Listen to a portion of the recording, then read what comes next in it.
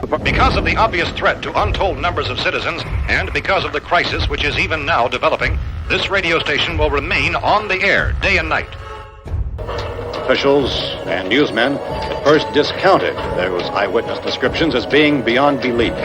However, the reports persisted. Listen to them.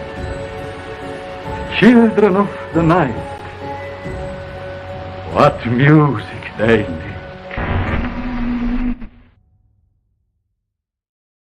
What the ever-loving love is going on, folks? Welcome back to Boogeyman Radio. I'm David. And muted over there is Charles. And I am Charles. Oh, man. God, I love that. I'm so used to just you unmuting me. That just, you know what I mean? It won't always me. happens. It wouldn't let me. Weird. Yeah, I don't know. Okay. Anyway. Yeah, no, that was weird. Oh, show's ruined. Time to go home. All right, see you guys. Guess we're not going to talk about things. Bye. Oh, I know you guys probably missed us. We took a week off. It's good to be back. For personal reasons yet again. It's just the year for it. Yeah. For some reason, it's always this time of year, like the first 3 months of the year. Which plays into tonight's episode and why I will elaborate on that later. But tonight we are talking near-death experiences. Yes. We have some stories from people who've had near-death experiences, as well as I did find some articles from the University of Missouri and the National Library of Medicine, who did some studies on near-death experiences. Nice. Yeah. I was going to read from a few studies as well, or a couple studies. I've been wanting to talk about this topic for a while, and I really feel like after the events of this past week, with my family, it's a good thing to talk about. I didn't have a near-death experience, just so you guys know. I'm gonna jump the gun. Yeah, let's clear that out. We didn't have none of us. Well, I mean, I don't know if Dave had one in his entire life, but there's been a couple times that I've maybe come close to dying. But well, I mean, it didn't give me an experience though. I didn't see a light. I didn't see loved ones. Yeah. I jumped over the hood of a car that was speeding at me once while I was running across the road. So. And whenever I was stupid experience, 5 years old, I was riding my bike trying to catch up to my brothers because they were out on the highway, and I wasn't good at riding my bike, and I just went right across the road. Truck comes, I turn. I remember seeing the grill of the truck, and then I just go into the ditch. I've had so many close calls. I've never had an NDE. Yeah, neither have I. I've definitely come close, but no, I've never. Thank goodness, never had any NDEs. My life's been pretty safe so far. I don't count 4-wheeler crashes and dirt bike crashes as NDEs, especially if you just lay it over. Well, yeah, if you just lay it over, that's one thing. But having it land on top of you, that could be. I guess. That actually happened, but it's fine. Hey, there's people around here that have died from that. So, dude, I haven't this one experience I had with a 4-wheeler. No idea how or why it flipped over. I have, to this day, am so, not mystified, but it's just a mysterious circumstances of how this 4-wheeler just goes, whoop, on me. I don't know. I was just riding along, got in it like I normally do, and I'm going over to some, kind of whoop-de-whoop kind of things, and, I don't know, the 4-wheeler just whoop, goes that way. I don't know what happened, but, here I am. Yeah, I mean, remember it falling on me though. The glitch in the Matrix. That's what it probably was. There was a skip in the CD. Yeah, I mean that's. Actually, I could sound like Canadian there for a second. Oh yeah. I will say there have been times where something happens and it's like, wait, did that just happen? Did this just happen? Kind of thing. But. So how was your week? Let's get into that real quick. It's been a full moon, so. Been a full moon. What do you mean? Like crazy? Yeah. Okay. It's just one thing after another this week. It's not been good, guys. So same. So there's not a lot of detail I'm really going to go into, except check this out. So like I was on TikTok and I decided to go live on TikTok and I was just changing my spark plugs. Was this live on your account? Yes. Okay, cool. I had 2,000 viewers Wow. watching me change my spark plugs. Did you bust any knuckles? No. Okay. Almost busted a nut.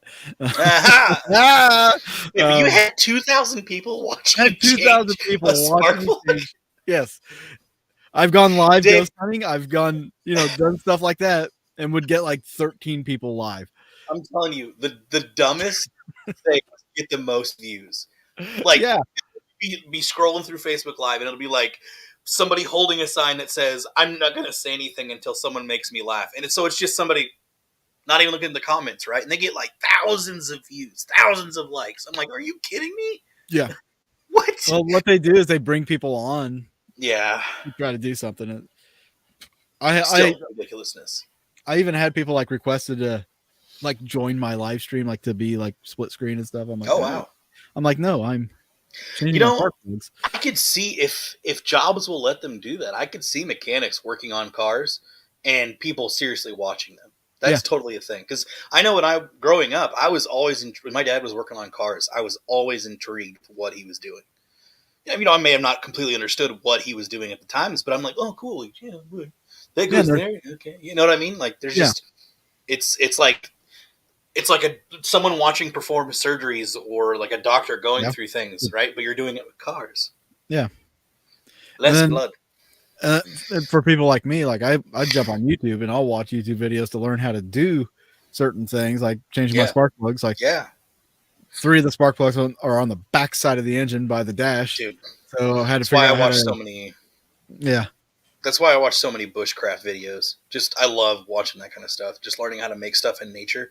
It's pretty cool to me. That's something I really wish growing up that I would have had the opportunity to do Boy Scouts and learn a bunch of skills like that. But I played sports and did football or played football, played music, that kind of jazz. I did Boy Scouts or Cub Scouts. Yeah. And I don't remember a lick of it. Yeah. So. Makes sense. I mean, I would say like once you get to like Eagle Scouts or before Eagle Scouts, because you can make a lot of memories in Boy Scouts and camp and stuff like that. Like my roommates, they're both Boy Scouts, and they tell me like the adventures they had, and I'm like, man, I missed out. Like just totally miss out. Or you could just go to college. Or you just go to college. Whatever. Only one of them did. But so I'll get into it. My week was ups and downs completely. I won't go into major detail, but the past, I'd say in the last couple weeks, had a family member pass away. Mm-hmm. Really close family member, spent a really good chunk of my life with. Wasn't like major immediate, wasn't mom or dad, brothers and sisters, wasn't that. But so it's been a little rough for me this past week. But before then, and I was going to tell you guys this, I went down to Texas for 3 days with my mom and dad, or with my mom and my sister to go visit my dad. It's my mom's first plane flight, and she did a great job. Like, I'm sure she white knuckled the takeoff. Oh yeah, she was really well. I mean, she had some like Tylenol extra strength, so she was feeling pretty good. And I don't know why, but it's Tylenol for her when it's like Benadryl for other people. I don't know. It's weird. But yeah, it is. It's trusted brand. So, it is, but she did really good, and obviously made it back home safe. Good. But here we are, and like I said, with this past week, with that experience with the family member, I kind of wanted to talk about this because it's, like I said, it's been a subject that I've wanted to talk about for a long time, just never have. Yeah. And I feel like this would be just kind of a good one to talk about. And maybe on the After Dark, we can talk also about like experiences for people that don't have the near death experiences, but you're still experiencing, the passing of a loved one. Having those kind of experiences, because you told me one that was kind of interesting. We could probably share it later or something. The one about my sister? Yeah. Yeah. We share it on the After Dark or whatever. Yeah, absolutely. I mean, that's fine. To me, like I was telling you before, just the processes, the stages of death, I'll say. Yeah. I think it should be the stages of death, whether it be before, during, or after the fact. There's so many interesting things there in science of what happens in those stages. And I think, aside from the near-death experiences like we're talking about today, that should be a topic we should talk about too, is the actual like stages of death, like what people go through, what could be happening, the what ifs, what people have said from dying and coming back, like what we're going to get into here. Yeah. Like it's interesting for sure. And if you guys in the chat know of any, have had any yourself, NDEs, share them, please, if you're willing to share them, if that's okay, go for it. Like, we don't mind. We're fascinated with stuff like that. So, hey, what is the After Dark, by the way? What do you mean? What is the After Dark? Where can they find the After Dark? The After Dark is at our Patreon. I was trying to set you up for like an advertisement kind of thing. Just say it. So if you guys want to go see our After Dark, it's at patreon.com/Boogeyman Radio down there. And Dave will post a link for you guys to go. It's actually on YouTube, but, can't do that. And yeah, exactly. And come hang out with us afterwards. We're a little bit more laid back. We'll probably drink a little or right now. A little bit more risque, you know what I'm saying? Oh, something funny. And I had this talk with my friends. I don't know if this actually exists, but it should exist. Someone needs to have a t-shirt that says, "This is my funeral t-shirt," or "This is the shirt I want to be buried in." Like in their casket, full on, just wearing that shirt. I think it'd be hilarious. Morbidly funny, and I think it'd be great. Right? One of my roommates was like, "I'm sure that shirt exists." I was like, "I don't know. That could be a business. That could be like a thing." I mean, you can make it. It's like the tuxedo t-shirt. Yeah. I'm wearing my formal wear. That's right. This is as formal as I get. This is my casket shirt, or I don't know, because people are all, because loved ones are always like, "Well, what should we dress them in?" Right? What should they wear? Boom. There's the answer right there. Exactly.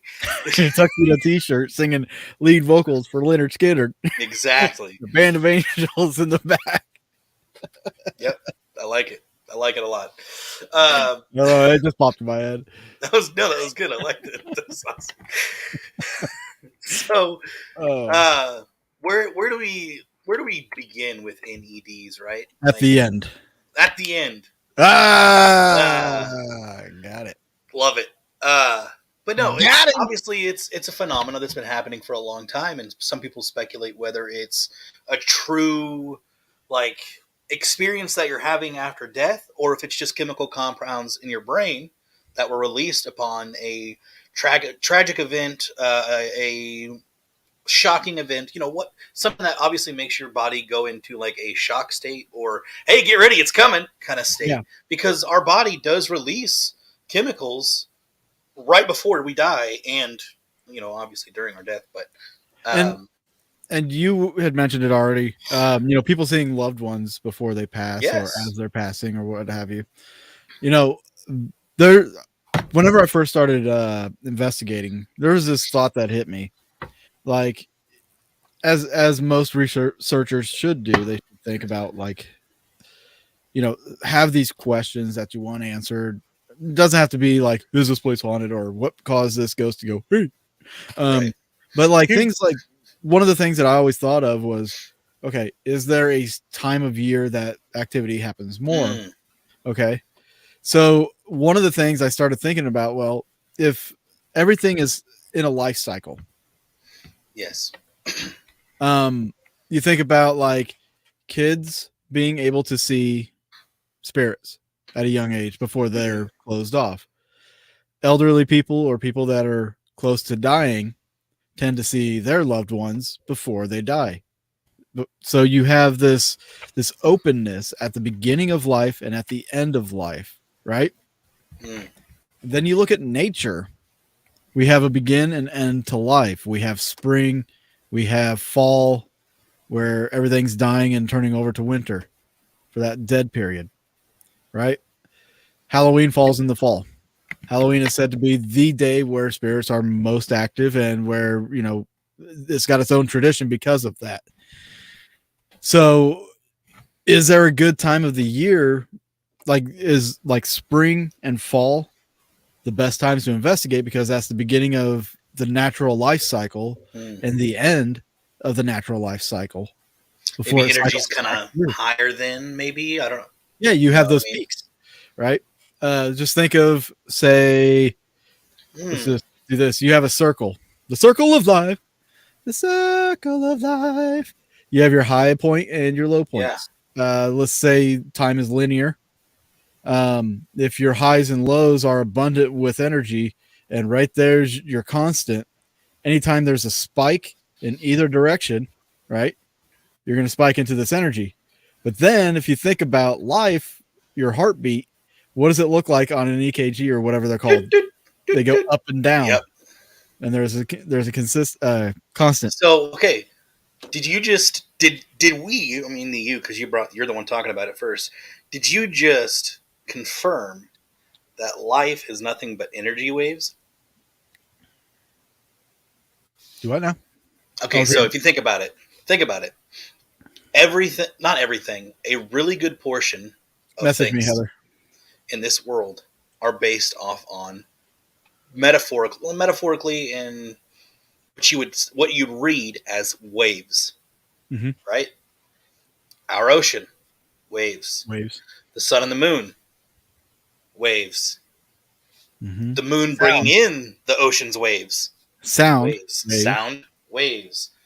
And if you look at a neutron under a microscope, you don't see a singular neutron. It's not just here, it's everywhere. It creates a waveform when you look at it. It's so weird. Anyway, go ahead. So what if that's like kind of the beginning stages or answers, where it's like you were saying, if so many things like light waves are a thing. Like, what if everything in this world has a wave to it of some form or another? You just have to figure it out. Like with the sound waves, where people can figure out the right frequency and literally make things levitate. That is real. That is a real thing. People can cause somebody to lose sight. Or lose sight. Like it's interesting, the basis of how you look at reality. It comes down to highs and lows. Your feelings, highs and lows. What's up, Silent? Good to see you, man. So what if, like you're saying, where this paranormal activity, what if it is higher in some spots than it is other spots, the time of year? And I mean, during the day too, you never know. Like, some people think that 3 o'clock wave or whatever, but then when you go to places like Malvern and stuff happens during the day more than at night, it seems like, at least for my experience. But, to me, it's very interesting. Especially with this whole death cycle. For some reason, I've noticed that it just seems like January, February, and March, just, those are the death. I don't know if it's just because we hear it more often, but like naturally when people die, it seems like it's in January, February, March. Yeah. Like, I don't know. My grandfather, he passed away in January, and my grandmother passed away in March, or February, sorry. And I don't know, it's just interesting. Yeah. So interesting. And I've held this whole theory about like this whole time thing, this whole circle of life. I hate saying that because of Lion King. Circle of life. Exactly. I hate saying that, but like it does resonate with me. Like it to me, it holds its truth. Like there's got to be pockets within a time spectrum in which energy is prevalent. So like absolutely. Maybe the summer months are the constant, summer and winter would be your constants, and then the beginning of spring and the end of fall would be your highs and lows, your life and death. Well, and a lot of people get seasonal depression in winter. So those winter months, it's not so, obviously to me, I would say winter seasonal depression really begins beginning to mid-December, maybe a little bit sooner for some people because it goes into November and it gets darker and stuff, especially October probably as well. Based on where you live too. That too. Sorry, speaking from here in the Midwest, it just seems like with seasonal depression around here, it kind of builds up to it, right? You don't just get it all of a sudden; it builds up to it. So maybe just eventually, the January, February, March, people are so depressed and putting all that out there. and it's just affecting. I mean, think about it, how the world's been these past few months. Just absolutely insane. This is interesting. Heard that 9 a.m. is the most common time for heart attacks. I hope that's true. Because I don't want to be asleep when it happens to me.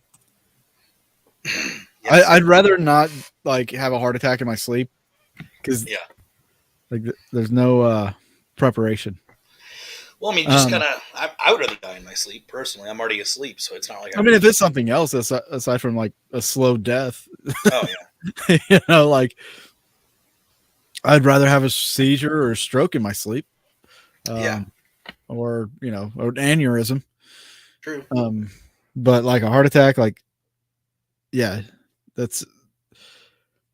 I think, you know, if I have a heart attack around friends in the paranormal, if they join me at the hospital, I want them to bring recorders. Yeah. Sounds a little messed up. I get it, but I am a researcher, and I will research until the day I die. Dude, I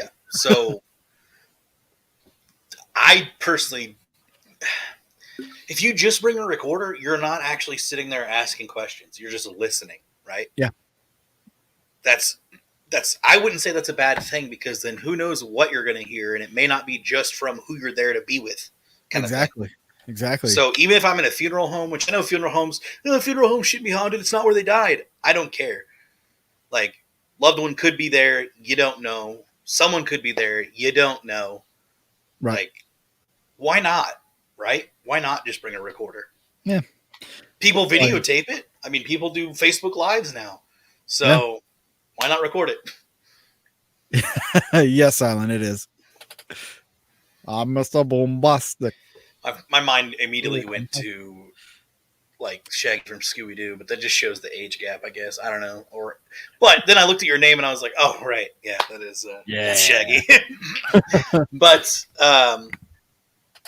were you finished with your point, or were you going further on? Yeah, that was just something, you know, I told you when you brought up this subject earlier today. I was like, I've got this theory I want to throw out there.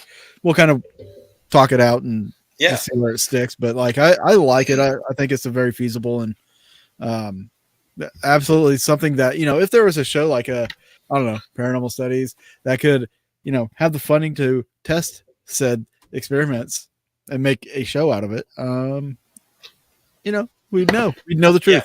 Yeah. But you know, it is what it is. Well, people want to give their money elsewhere, you know, to like countries that it doesn't belong to. Sorry. What? Who? Huh? Is that? I'm here. Is it me? Just my ears. Anyways, so some common occurrences that happen for when people have NEDs. Mm-hmm. Just some examples: feeling very comfortable and free of pain. NDEs. Thank you. Did I say NDs? NED. Near-death experiences. NDE. Yeah. No NEDs. No NEDs. I said NEDs, didn't I? Yeah. Anyways, so feeling destruction. Ned's survival guide for death. So, God damn it. Okay. All right. I'm gonna get on with the list now. So, all right, get on with it. Obviously, these things vary, and they're not going to be prevalent. They're not going to be there in each one, but these are some of the common ones that people have noticed. Feeling very comfortable and free of pain, a sensation of leaving the body, sometimes being able to see a physical body while floating above, the mind functioning more clearly and rapidly than usual, a sensation of being drawn into a darkness or a tunnel, a brilliant light sometimes at the end of the tunnel, a sense of overwhelming peace, well-being, or absolute unconditional love, a sense of having access to unlimited knowledge, a life review or recall of important events in the past, a Real preview quick. of... Oh, yeah, go ahead. Do you think that possibly, like some of these stages, it sounds like up to a certain point, it sounds like going into REM sleep? It could be. I mean, it's... The chemicals released in your brain in REM sleep that gives you this fantastic, vivid type dream situation. I wonder if, like, I don't know. We'll figure it out as the further we go into it. We'll figure it out. It's just something that just popped in my head. I just wanted to throw it out there before I forgot. I got a couple more here, and then I want to go off of more of what you just talked about. So, a life recall of important events in the past, a preview of future events yet to come, encounters with deceased loved ones or other beings that may be identified as religious figures. Also, something that happens sometimes is people will go through an experience and that changes them spiritually, not just religiously, but spiritually. It can completely change someone as a person. I mean, if you you go through a near death experience and you weren't the most, I'm just saying this, a godly person, and you start to notice that there's like a light tunnel and maybe some gates and things, then you're like, well, maybe there is something there. Like, just as an example. Not What if like there's some instances where people have had these NDEs, and like when they came back, they like knew French, like fluent French. Yes. Like, what if that's like them tapping into their past life? Well, I mean, it's possible. I will say from a more scientific side, You're right. There has been times where people have sustained injuries to the brain, and it has unlocked a different language that they just know now. Yeah. For some reason. So whether that be with all of a sudden. Yeah, absolutely. Or people. So obviously we've heard of kids being born with past life memories that they can recall like to the T, where they were, name, how they address, died, how name, they everything. Yeah. Well, what if, when someone passes away, they can just somehow they peek into what is called the Akashic record, and it's like, oh yeah, now I remember stuff from way back. Like there's this one guy that I remember watching on YouTube a few days ago. He said when he passed away, he noticed a bunch of these like, not gremlins, but these beings that looked like gremlins, but they were actually really nice. And they were like, do you remember us kind of thing? He said it was kind of like I was almost tripping because he was talking about like seeing these weird elf beings and all this stuff. And I was just like, well, maybe. Because he said that they were talking to him. They asked if they remember him and something else. And there was this one that was like the leader of the group. And then it basically sent him back saying that he wasn't done with things yet. Of course, that's usually how it is you're not finished yet or something. You got more to do. Yeah, exactly. So to me, with the other possibility, okay, so before we go, what was it you were saying? Because I was going to move on to like... About the REM sleep? Yes, okay, so that to me, I would want to, if someone who is not necessarily an expert, but is a frequent meditator or someone who meditates a lot, if that person has had near-death experiences, I'd want to know if it was the same feeling as going into REM sleep, or if it's they just see something. You know what I mean? Because there could be like seeing something without feeling, or they could just be like you're going through the motions of the process. And is it similar to when you passed away or came back? That's just questions that I would have for that person. Yeah. Silence says, I'm actually terrified of death and dying, and considering my beliefs, I shouldn't be, but I still am. It is like a crippling, paralyzing fear, and I'm also very skeptical of NDE stories. Yeah. Well, yeah. I'm kind of skeptical, but on the same hand, I'm not only because I don't look at death as the same as like a religious person does. Yeah. For me, I kind of subscribe to the theory that we are consciousness. These are just shells that we're wearing. These meat suit. When we die and our consciousness, which is energy, disperses, it just breaks up. Right, bits of us remain in the Akashic record. We're floating out there in the ether. And when you look at a haunting of a place, if it's like a residual type haunting, some of that energy that is dispersed might collect in the same spot due to laws of attraction. Yeah. And you might have that burst of energy that creates an event that people experience as being a ghost. So like if our soul is technically our consciousness and that disperses, where does it go? Yeah. Maybe that's why we see like some people see tunnels of light, or just everything turns white or something, because at that minute, particle of consciousness, could we see things amplified? Yeah. I mean, I'm sure I look like a giant compared to a neutron or a proton. Ants even. I mean, they'd probably see right through me actually, but yeah. If we're attached to one bit of consciousness and we see, a tunnel, or we see, that tunnel could be like that consciousness leaving the eye, going through, they say eyes are the windows to the soul. Maybe it's your energy going out through the eyes, or, if everything turns white, it's just the light from wherever you're at. Who knows? Exactly. It's until we can find out the part of the brain that when you do die, like the grayness happens, or, whatever in your eyes, until we can find out the part of the brain where that release happens, or that chemical part just hits, which we haven't figured out yet. Until we can figure that out, like, can we really accurately say when a brain or a person actually dies? And I want to get into this before we get into some stories. So, are you familiar? Good to see you, Cassie. Are you familiar with the Lazarus? Yes, the Lazarus Project. Whatever it's called, Lazarus effect, I think. Yeah. So, I wanted to talk about this before we get into the stories. So, this study that was being done, it opens up the question: when are we really dead? The research was shown that brain activity obviously goes on after the heart stops working. Right. So with those people that have some of these NDEs, is their brain truly off yet? Is it still going? Because does that mean, or to me, does that mean that when they die, as a sense of their heart stops, are they still going in the brain from a little blood flow it has and what power it has to make up a certain scenario? Because if you think about, or regress memories, because if you think about it, when we're in our brain state, when we sleep, 2 minutes there could be like that here. Or sorry, not 2 minutes there. It could be like 6, 7, 8 hours here. Yeah. You know what I'm saying? Yeah. So we can't really accurately judge the time manipulation there, because we don't know how the brain works in time, and the mind and the real world works in time. Yeah, there's no way to clock it. There's no way. No absolute way. One other thing I wanted to kind of put out there also, when it comes to the whole consciousness thing, is, people will come back with stories from hell, like, oh, I've experienced hell or whatever, or stories of heaven, or what have you.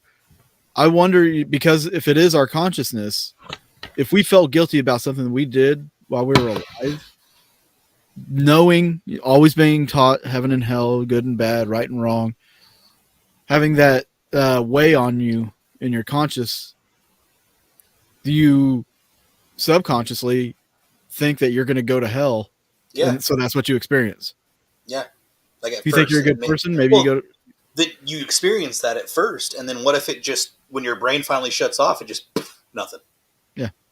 Like, we don't know, because then we have, people who ghost hunt, where they meet highly intellectual spirits, like, just not highly intellectual, but intellectual spirits, people who can carry on conversations. That begs the question too. But I will say, Heather, I love that show. It's a great show. Wasn't it like I have not seen that episode. 0.07 ounces or something like that? Yeah, I haven't. Like that. I haven't seen that episode of that show, but I think I've seen only the first season, and I loved it. I thought it was great. But I will look up Howard Stern's NDE story. I didn't know he had one. But yeah, this. Whoa, it skipped on a thing there for me. I'm messing up tabs. Don't mess up. I know, right? So yeah, with this Lazarus effect, people will come back from death, or people literally will clock them dead. Their heart has stopped, and somehow, just whether they're in the what is that place that when they go to check out the dead body? I can't think of morgue, maybe morgue. When they're in the morgue, they're just, hey, I'm alive. Don't cut into me, or I'm still here. Like, it's Howard Storm, not Stern. Oh, he said Storm? Oh, whoops. My bad. So much atheist and so-called religious experience during his Storm, by the way. Thanks, Silent. Appreciate that. But yeah, it's an interesting phenomenon, I believe. Before you get into some experiences, I want to read this little bit from the National Library of Medicine. Yeah, go for it. So they put out this paper, and it says I'm skipping ahead. They did some studies for over 4 decades on this. They said that they have documented 3 types of distressing NDE: inverse, void, and hellish. The Mm. brief descriptions that I'm about to give you guys illustrate the types. Um, so inverse in some NDEs features usually reported in other NDEs as pleasurable are perceived as features usually reported in other NDEs as pleasurable are perceived as hostile or threatening. A man thrown from his horse found himself floating at treetop height, watching emergency medical technicians working over his body. No, no, this isn't right, he screamed. Put me back. But they did not hear him. Next, he was shooting through darkness towards a bright light, flashing past shadowy people who seemed to be deceased family members waiting. He was panic stricken by the bizarre scenario and his inability to affect what was happening. A woman in childbirth felt her spirit separate from her body and fly into space at tremendous speed, then saw a small ball of light rushing towards her. It became bigger and bigger as it came towards her. She realized that they were on a collision course, and it terrified her. She saw the blinding white light come right to her and engulfed her. So things like that. I'm trying to think how I want to word this. It's not necessarily hellish, but it's not necessarily comforting. It's but you're really not getting any harm out of it. You know what I mean? Like it's not like I'll go into the hellish one. Some of these hellish type responses, overtly hellish experiences, they may be the least common type of distressing NDE. For instance, a man in heart failure felt himself falling into the depths of the earth. At the bottom was a set of high, rusty gates, which he perceived as the gates of hell, and he was panic stricken. And he somehow managed to scramble back up to daylight. A woman was being escorted through a frightening, desolate landscape and saw a group of wandering spirits that looked lost in pain. But her guide indicated that she was not allowed to help them. An atheistic university professor with an intestinal rupture experienced being maliciously pinched and then torn apart by malevolent beings. Let's see. There was a woman who hemorrhaged, who reported an NDE involving horrific beings with gray gelatinous appendages grasping and clawing at her. Sounds like it's watched too much Japanese anime. She said the sounds of their guttural moaning and the indescribable stench still remain with her 41 years later. She said there was no benign being of light, no life video, nothing beautiful or pleasant. So that's like hellish type stuff. And then the void is an ontological encounter with a perceived vast emptiness, often a devastating scenario of aloneness, isolation. A couple examples was a woman in childbirth felt herself floating on water, but at a certain point, from what she said, it was no longer a peaceful feeling. It had become pure hell. I had become a light out in the heavens, and I was screaming, but no sound was going forth. It was worse than any nightmare. She said she was spinning around and realized that it was eternity. It was what forever was going to be. She felt the loneliness and aloneness of the empty space. So basically, it's the vastness of the universe. So you have, and I guess with the inverse also, I guess you could throw the holy, the uplifting stuff there. The void where there's nothing, just empty. And then there's the hellish, and I think that kind of falls on people's beliefs. So it does. It really, I believe that too. It's really hard to tell what you'll get with things, especially like this, where does our mind make stuff up? Does it just happen, or don't know until Yeah. Okay, now you can go into yours. Pretty interesting. No, it's okay. I was just gonna. All right, so story comes from someone called Lane T. This is all these experiences that I'm going to read from are actually from the Near Death Experience Research Foundation. So these are all documented and cataloged experiences that people have had. And this is actually more of the experiences that when you go through their website, it'll say like current NDEs or exceptional NDEs. So this is kind of their more bigger phenomena stories. So we'll start off with this one. On Sunday, July 17th, 2022, I was out and about with my bearded dragon lizard, Lemmy. We were walking through the drain tunnels as a shortcut to our destination. We were resting in an open part of the wash situated directly behind the runways of North Las Vegas Airport. I was sitting back watching a small plane take off and land. My little buddy was sitting a few feet away from me sunbathing. I was taking a long-awaited drink from my water bottle as I watched a small single-engine Cessna making a right turn in my direction and preparing to land. I watched another small plane descending behind it. At least it appeared that way from my vantage point. I expected the planes to pass directly overhead of me to land, but to my horror, I watched the planes collide midair about 50 feet above me. I scrambled to my feet, grabbed Lemmy, and sprinted towards the steep driveway slope of the storm drain. When I heard the deafening sound of an explosion, I was thrown forward with tremendous force while pelted by small pieces of shrapnel. I went unconscious as I hit the ground. When I regained consciousness, I saw nothing but a dark tunnel. I thought I imagined the whole incident and looked around for Lemmy, but he wasn't there. I freaked out and ran towards the end of the tunnel. I was blinded by an intensely bright light. Then I found myself in a different location.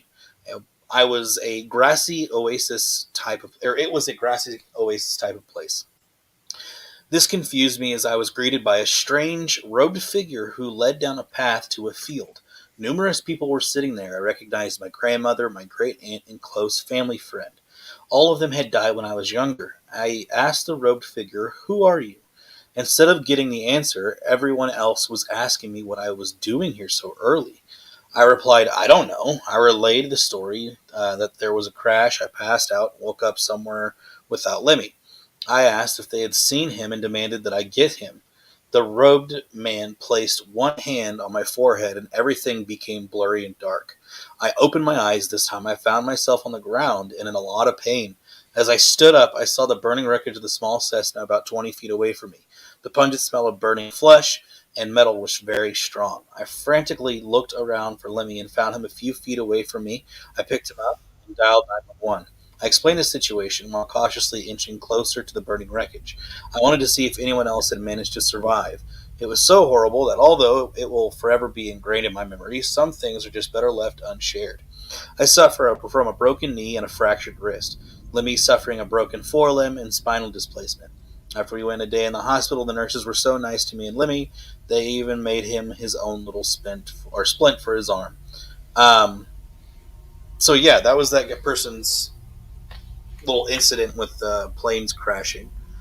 So that's interesting. The robed figure is like, right? It's almost like death was there. Yeah, it's like it's not your time yet. Go back.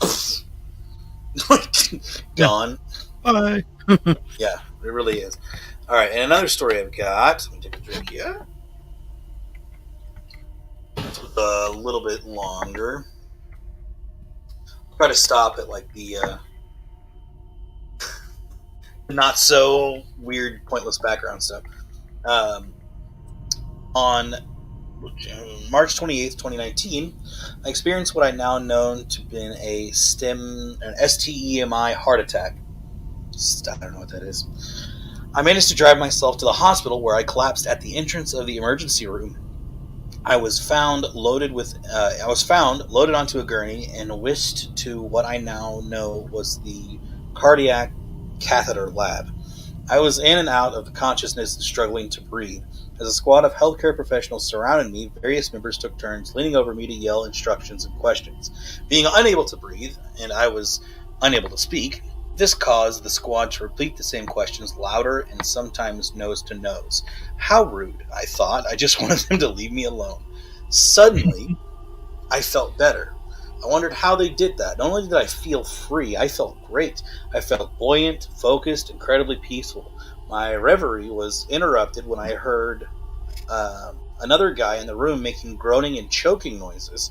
I wondered who he was and how he got in there. I decided to have a look closer, as I was mainly interested as to whether they were rudely yelling at him as they had been at me. I approached and looked over their shoulders, and sure enough, they were nose to nose with him, yelling, "Mr. X," my name. "Mr. X, stay with us, Mr. X." No way, I thought to myself. Here is an ultra pleasant, there is not. I'm staying out. I'm staying No put. way. Yeah, I'm not going back in there. No way. Screw that body. Ew.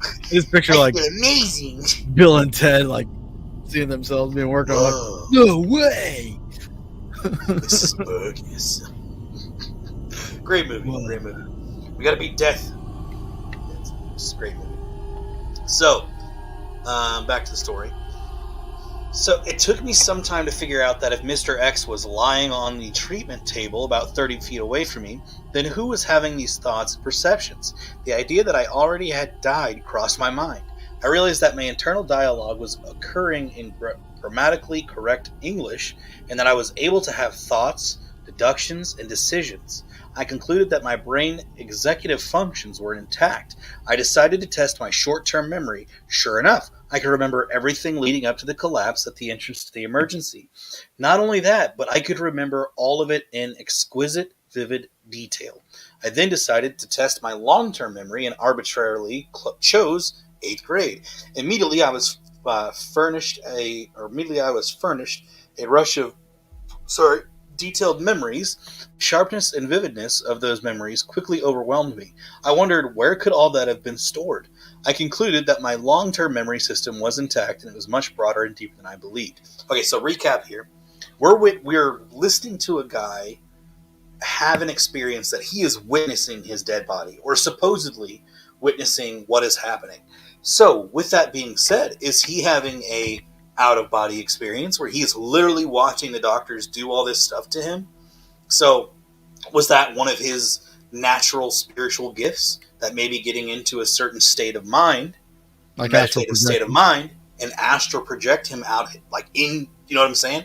Yeah. Like, if everything that he's talking about actually happened and the doctors could back that up, that's crazy. For one. I think, there's a lot of mystery surrounding like the pineal gland and its capabilities. And I think, the whole process of, of astral projecting, the psychics doing their readings or seeing things, and even the whole near-death experience. I think that all comes from the same place. Yeah. Where our spiritual stuff happens. Maybe, that's where, like, maybe the pineal gland is like a what is it? Man, I can't think of the name of it. The cage that doesn't allow electric signals or signals to go out, or in Faraday cage. Maybe it's like a Faraday cage. Not necessarily a Faraday cage, but like a Faraday cage, where certain things are filtered through or aren't allowed to get out unless you train it. Maybe. I mean, I could see the pineal gland. So throwing like it out here in there. Yeah. So and that actually brings up a very excellent point, because have we been able to watch the pineal gland while someone dies? Is that a thing? I don't know. Because if it isn't, that would explain why we haven't found where the possible energy signature or source of the soul is. Right. Because it's so deep in there, it's hard to get to. But I would say someone would have to have a system. They would have to know that someone's going to die and hook them up to a machine for study. Now, how many people would be willing to do that? Not many. So I would be, for sure. For science, sure. They can bring me back. I mean, just what is that? What is that? What they shoot them with in Pulp Fiction? Adrenaline. Thank you. They pump them full of adrenaline, Anyways, so that would be. It's interesting. The guy is he's having an an out-of-body experience, literally watching the doctors work on him. So, like, and this kind of plays into it, but like with paranormal studies, if that ever had gotten picked up, and every show's got to have like this wild season finale kind of thing. Yeah. I always thought my very finale or the grand finale episode would be to be on a location, bring in a team of medical professionals who know what they're doing. They can actually reduce your body temperature, your heart rate, and everything, and you would be clinically dead. I would allow them to kill me, basically, in essence, in a location. You can go, I think before you have severe brain damage, I think it was like mere minutes. I think it's maybe 10 minutes or something like that, or 40 minutes up to. But within that time period, I would try to stay around and see what I can see and report on what I can report, and then be brought back. Stuff happen. Yeah, be brought back to life, and then try to report what I saw, what I experienced, and if I can make contact with the equipment that's in the room, if I'm able to stay in the room. This is Dave. Like, I'm right behind you. That'd be pretty crazy, man. That'd be nuts. But they'd be going over the recorders. Well, there's like Three Stooges sounds on here, right? Well, so this got me thinking now. I wonder if, like Missouri State Pen, if they ever recorded those deaths, not necessarily video recorded, but just even audio recordings. Like, do they have recordings of killing people, of executions? Yeah. I mean, maybe. I don't think they would release that kind of stuff. I'm sure probably not. I'm just saying, like, I'm curious if that's like, there would be like security footage, I would assume. Yeah. But getting your hands on that would be maybe under the Sunshine Law. You could probably get your hands on that information. True. But I don't know if they would actually release it. Federal agencies are kind of finicky about that kind of thing, apparently. True. That's usually, yes. All right, so we'll continue with this guy's story. So, I began to get lost in the peaceful feeling I was experiencing. It was the peace which surpassed all understanding. And I wanted or needed nothing more, ever. Yes, I don't have to pay taxes anymore. I don't know how long I remained in this state, but I eventually decided to go do a little exploring. So, I mean, wouldn't that be nice, though, when you die? You just don't have to worry about anything. Ever. Man. Must be nice. Immediately, I found myself standing on a short grass prairie and gazing at the horizon. There were no trees, no roads, no animals, no fences or anything. It was just me and the endless prairie. As I studied the scene, I realized that out on the horizon was a black, cylindrical, horizontal cloud, aliens, skimming along the surface of the land. It stretched out of sight in both directions. I felt immense energy and that it was headed my way. I was fascinated by the cloud and got lost in it. Suddenly, I realized that cloud was death, or at least my brain's symbolic projection of death. I knew... Projections. Exactly. I knew if the cloud touched me, I was dead. Two thoughts occurred to me. The first was that I couldn't understand why I felt totally relaxed and peaceful. Shouldn't I be feeling pain, fear, or panic? A voice inside my head said no. The second thought was, shouldn't I be inventorying regrets and having a life review? Again, the voice inside my head said, no need. Yeah. You do a lot of that back in the world. And that was that. That was all. I turned my attention back to the cloud and was surprised to see that it had gotten much closer. It wasn't touching me yet, but with a running start, I could spit into it, basically. I tried to form a thought, but was utterly unable to do so. I took this as a sign that the physical death was imminent. I felt myself entering the gravitational pull of the black cloud. At the instant, I heard a voice from behind me, just over my right shoulder. The voice said, "Where's the tunnel of light? Where are the loving, dead relatives beckoning you forth? Where are the angels of light urging you to fear not and be good cheer?" The voice was companionate, affectionate, and light-hearted, and at that instant, I could breathe. I knew with uncertainty that I was alive. I re-inhabited my body with a thud, a development one would think that would cause great jubilation. It did not. My first thought was, this thing feels like it's made of wet concrete. It must weigh a ton. I'll never be able to move it. How does anyone do it? Then I went unconscious for an indeterminate length of time and awoke amidst of all kinds of electrodes and beeping equipment. The nurse happily informed me that I was a lucky man and that I had just survived an STEMI heart attack. And then go on from there. But his takeaway was, for me, the takeaway of my experience was nothing hurt, and the afterlife tenderly waits for your arrival. So that is interesting to me. Yeah, you know, a lot of it was one word I've noticed coming up a lot in that story, and others as well, is feeling. You are feeling things like he was feeling the gravitational pull, like a physical feel. Yes, like it wasn't like you were in a body where, like, sometimes I feel like, I really do. I feel like our body shuts off so much feeling. Well, I mean, like our spirit could feel it, but our body's like kind of blocking it. Well, in that instance, though, that near-death experience instance, is it kind of like having your leg amputated and still feeling like it's there? Like a phantom feeling? Yeah. You know, I wonder if that's kind of reminiscent of what they might be experiencing. Yeah, I mean, it's possible. I think if I were to realize I was dead, I'd be like, man, can I just go back and haunt this guy? Dude, I try to...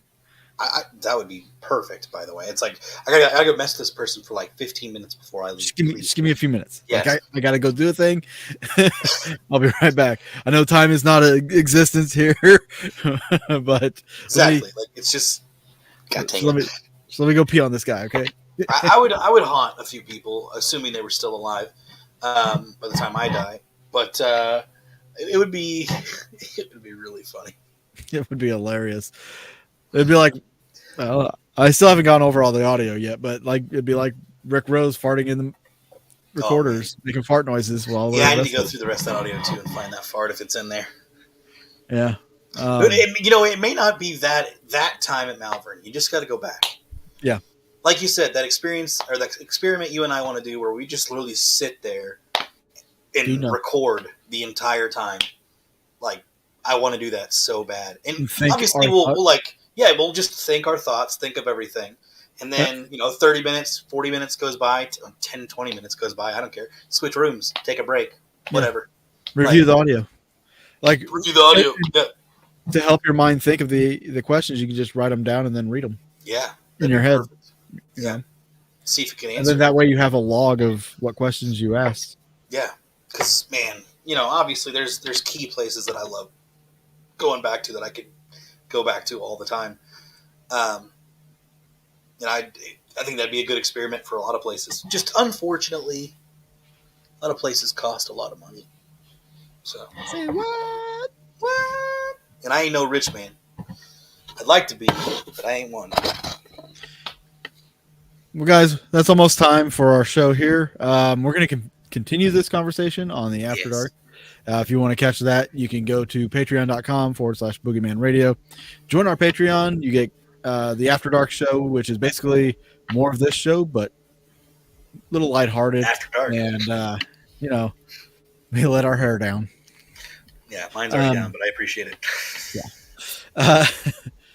But you also get additional content as well as early access to things. Like we've been putting out these 10 haunted places videos. Yeah. I'm about to release another one here probably next week. But people on Patreon are going to get to see it first. Just saying. It's always at. So if you're not there, you guys, you're missing out. I know Cassie will be there. Boom. 100%. Never fails. Unless she has something to do with her kids, which that makes sense. But I will be talking a little bit about like they're not necessarily near-death experiences. Oh, there's a fly in here now. Damn it. I'm not going to be talking about. Haunting you. That's probably what it is. That somebody's consciousness is all over me. God. Did you just get your consciousness in my coffee?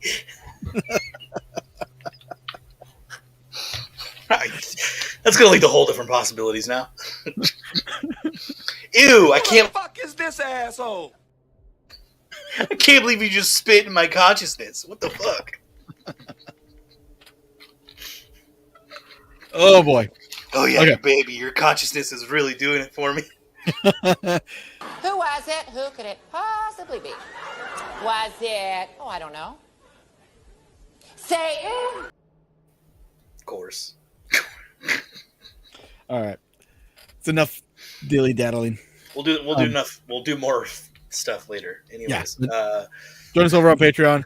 The show over there starts at 9:10 and gives us a few minutes to get ready and whatnot. Anything you want to add, Charles, before we go? Nah, thank everybody for being here. It's good to be back. I appreciate it. I'm sure this took your mind off some things. It was very nice. All right. We'll see you guys next week with a topic on midget porn. Yep. Perfect. It's not real. They're not real. They're not real people?